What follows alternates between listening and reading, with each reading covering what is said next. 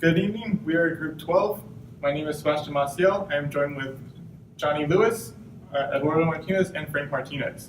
We will be discussing Procter Gamble. So Procter Gamble is a multi-billion-dollar company with a recorded sales of $83.1 billion in 2014. They have been in continuous operation for 179 years, going through the Civil War and World War II. They are a multinational corporation with production in 60 plus countries and sales in 170 countries. They are in 6 different markets, ranging from the Indian, Middle East, and African market, ranging from South America, North America, Asia Pacific, Europe, and Greater China.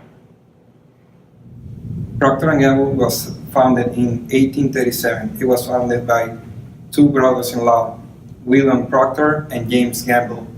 It started as a partnership business making and selling soap and candles in Cincinnati. By 1859, these sales reached up to $1 million. By 1861, they were the only one that supplies in the Civil War the soap for the Union Armies. By 1879, they invented the ivory soap, which it was the only product that was known as a 2-in-1 product.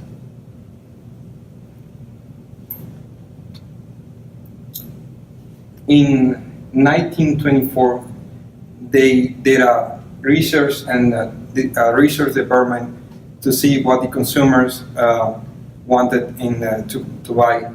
And by 1955, the Crest toothpaste was introduced because of the fluoride. And by 1961, Pampers was introduced and replaced for cloth diapers. In 1880, the sales reached up to $18 billion.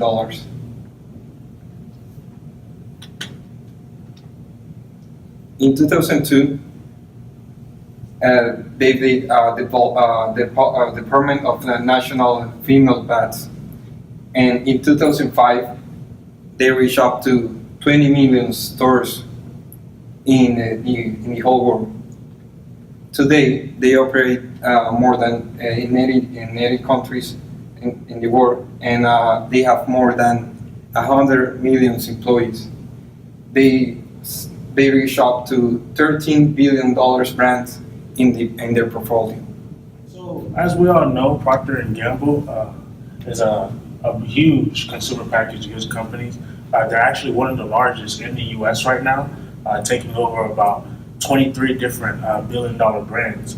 Now, of these brands that they own, a lot of them do provide a lot of daily necessities, which is a really good thing for the company because even in times of recession or when the economy is doing really bad, because you will always need a lot of the necessities that they make, they're not that heavily affected, such as auto industries and such. And also, they've been doing a really great job on their systems with being innovative because a lot of the systems they have are meant for manufacturing sanitary products. They are leading with sanitary systems and considering that they are huge in terms of research and development. They focus on that the most in terms of company culture, making sure that research and development is probably one of the most things that they focus on.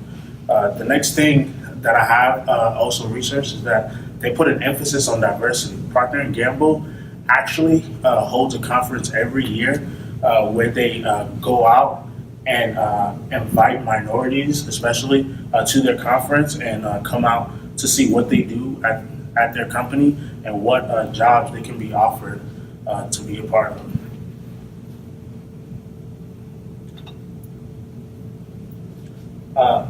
And even though Procter & Gamble is a really great company, of course, every company does have its stipulations as well. For one, their hiring process is probably very rigorous.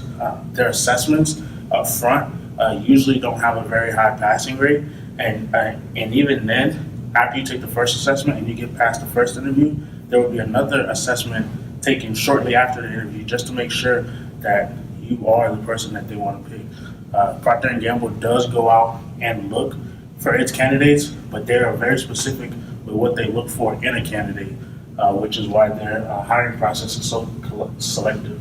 Another issue that you can find is because they're such a huge company and have so much to offer and so much to manufacture as well, it can take a lot of time for a lot of their root causes, whether it be production, whether it be machinery, to make sure that they are updated with their systems, because it always has to go up to next management to approve for further new modifications. They don't provide many model simulations for their machinery. They've worked on making sure that their machinery is very environmentally safe and energy efficient, which makes them cost a lot of money. So therefore, they don't provide as many models in terms of training new workers to come out and learn before they're on the machinery. They kind of learn as they start work. A lot of their systems are very digitalized, which takes a whole lot of time for new workers to eventually pick up on their systems and become great employees. The last thing I do remember is that even if you were to, let's say, work in other manufacturing companies for a certain amount of years, Procter & Gamble will treat you as an entry-level worker in that certain role. So if you are even in a management role, they will treat you as an entry-level management position, even though you might have 25 to even 30 years of experience, because they're so selective on how they want their company run and making sure that their culture is embedded into the people before they are in very high positions. Predicting the future developments of Procter & Gamble is a tricky thing to do, mainly because starting 2014, the company has undergone a rigorous restructuring process, going from over 150 brands to just 65 brands, even though those 65 brands make up over 95% of the company's profits. The company has gone very slim. It has actually downsized over 19% of its employees, and it has withdrawn from several markets. As of 2015, Procter & Gamble is actually no longer in the food market. They have also withdrawn from the pet food market and from other markets around the world.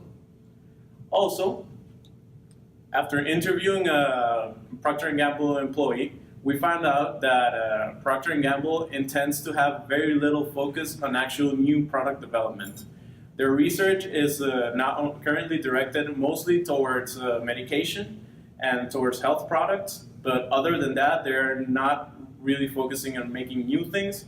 Instead, they are working on an aggressive marketing campaign throughout which they create new products that are just improved combinations of previous ingredients.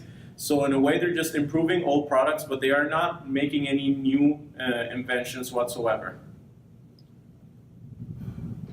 In conclusion, Procter & Gamble has had nearly 200 years of history.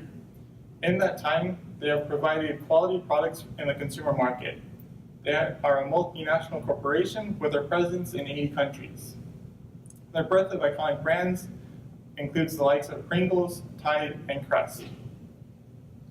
Currently, in the modern times, they have an aggressive restructuring of core operations, slimming down their product line, and focusing on the core products that are making them the most of their money. Thank you for listening. We'd like to open the floor for any questions.